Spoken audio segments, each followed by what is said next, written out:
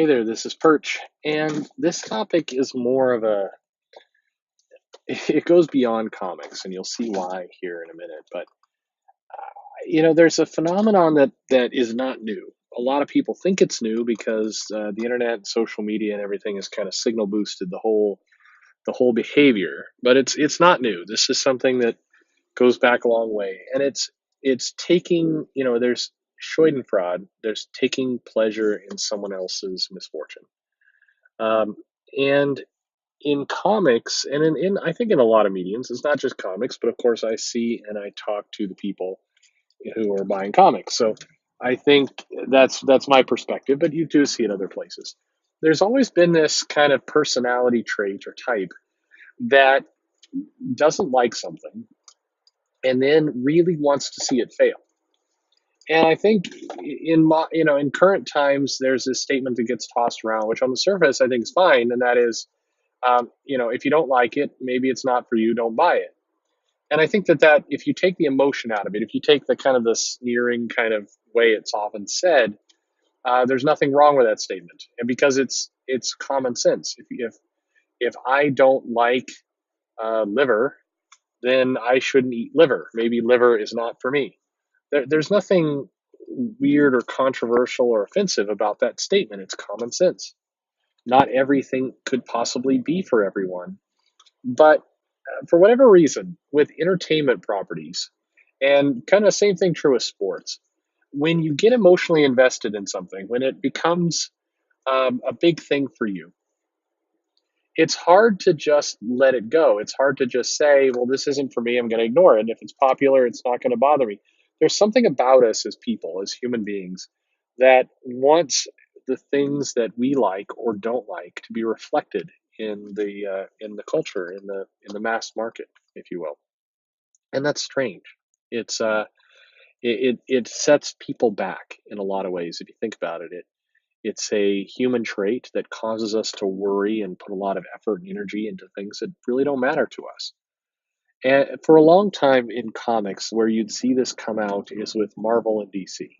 So you always had fans. There were plenty of people who just enjoyed comics and liked both. But more often, you had people who were really attached to one property or the other. They either they grew up with DC or they grew up with Marvel, and that's their home, and that's what they kind of emotionally resonate to. That's what they attach to. And the shame of that is that there are a lot of good comics out there. There's no real way that anyone can read all of them. You can, people try, I try, but in most cases, there's just going to be things you're drawn to.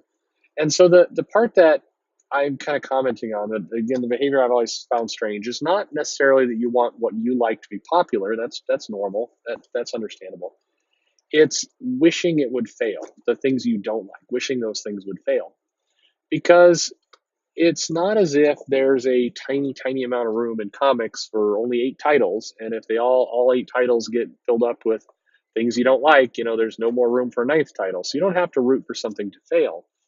Much like sports, if there's a team that you dislike, and where I'm at, you dislike the Patriots. That's when you move in, that's what you have to do. You have to just dislike the New England Patriots, and you have to hate Tom Brady, and that's just what you do. Once upon a time, I think it was the Broncos, but now the Patriots for sure. And maybe if the Seahawks wouldn't run the ball on the one, sorry, maybe if they wouldn't throw an interception on the 1 yard line, maybe you wouldn't have to hate the Patriots so much. But whatever the case may be, there's something about, um, there's something inherent about comics that you see come out every day, which is not just live and let live, but it has to die. If it's something I don't like, I'm really going to cheer for its success. And the way information gets spread around the internet, it's very easy to create kind of false stories or, misread facts or to slant facts in a certain way. And so when you combine the two, then it gets really pointlessly destructive, I'll say. So, for example, in comics, if you dislike Heroes in Crisis, okay, don't buy it. That's fine. But if you're going to try and make an argument that this is trash and nobody likes it, and oh my God, this is why the comic industry is dying, Heroes in Crisis is not the book to hang your hat on. you're climbing uphill with that one because the title does sell well. And objectively, a lot of people think the art is good. And so even if you don't like the story, I think the story is gloomy, and it feels not like Watchmen, where it was gloomy and there was kind of a point to that tone. This one just feels like it's pulling on emotional heartstrings to be gloomy. And I liked, for the record, I really liked Vision. I thought Tom King did an amazing job of Vision, and I liked Mr. Miracle to some extent. It felt like the first half was better than the second half, but yeah, generally, like it. And I've liked parts of his Batman run. I don't like that we're kind of living simultaneously in sad Batman and sad Heroes in Crisis, and that's kind of unfortunate. And I also think that maybe if the Doomsday Clock series had stayed on schedule, it would be all done by now. And it kind of feels like maybe that series is going to give us some kind of hopeful, optimistic into it. Jeff Johns does tend to wind up there in a lot of cases of especially with his DC work. There tends to be an optimism in a lot of cases to how it ends. But maybe it's just because that title is late and we're just getting a lot of gloomy all at once. I don't know. It's a tough read. But I think to take it that next step, which is to actively want it to fail and then kind of even get ahead of yourself there and say it is failing. It is failing. Look, it's comic stores are closing. It's Heroes in Crisis fault. That's kind of an odd. It's an odd thing to get yourself emotionally wrapped up in. And the point of this video is just to point out, this behavior in comics. It's very common in comics, but also to point out it's not just isolated to comics. It's not just toxic fandom and this current rise of angry men who hate things. This is an old behavior. It's an old, long behavior from white men from long ago. No, I'm kidding there, but just it's it's normal. I've seen female comic readers, fans come in and have the same kind of belief. It, One of the ones that really came to mind is when Teen Titans was out. There were some Teen Titans fans, and for whatever reason, Teen Titans and the X Men got kind of linked together in people's heads, and the X Men started to blow up and do better and better under Claremont and the Mutant Massacre and all this stuff. And some of the Teen Titan fans were just pissed. They didn't they would come in kind of bitter and they'd say, well, I'd hear conspiracy theories like, when Marvel, I heard Marvel send you those for free, or Marvel's forcing people to like the X-Men and the mutants because they have more rights to them. It's kind of an ironic statement given how the decades would play out.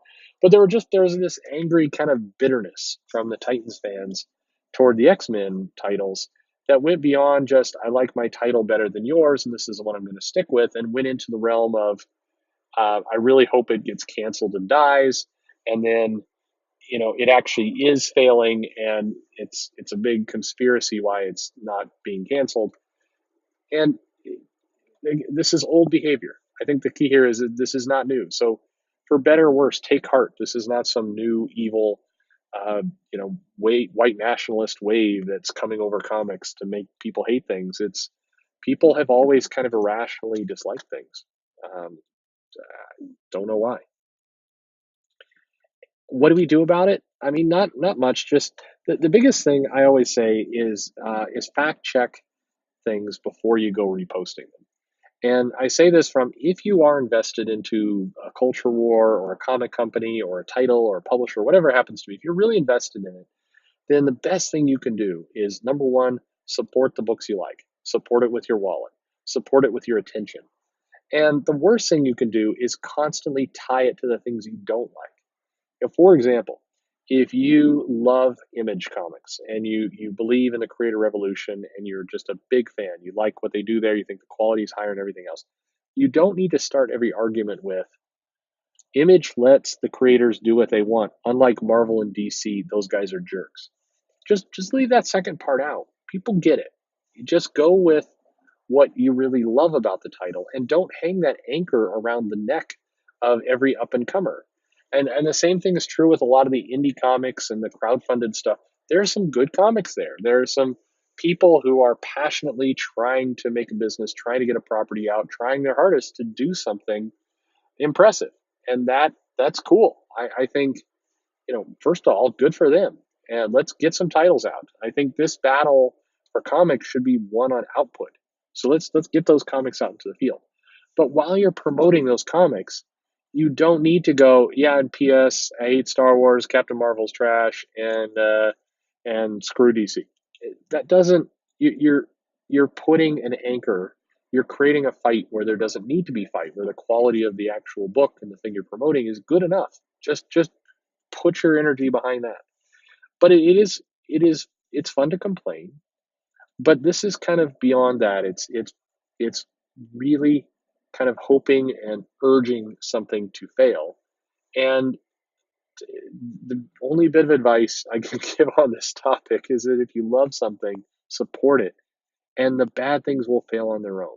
And if they don't, the faster you can get it out of your head and out of your attention, the happier you'll be. You won't have to be reminded by this crappy thing that's continually poking at you. You can just move on, and you can support what you love, and that's better for everybody. Better for the creators, better for you, better for your peace of mind. Anyway, for what it's worth, I wanted to stress this isn't new behavior. A lot of people present this as new internet behavior from lousy people. It's not. It's this is quite old behavior. We're still dealing with it. Generations have gone by. We're still dealing with this behavior, but it ultimately doesn't help much. So, hey, thanks for listening. If you get a chance, subscribe, notify, send me topic ideas. Let me know what you're thinking. Thanks for listening.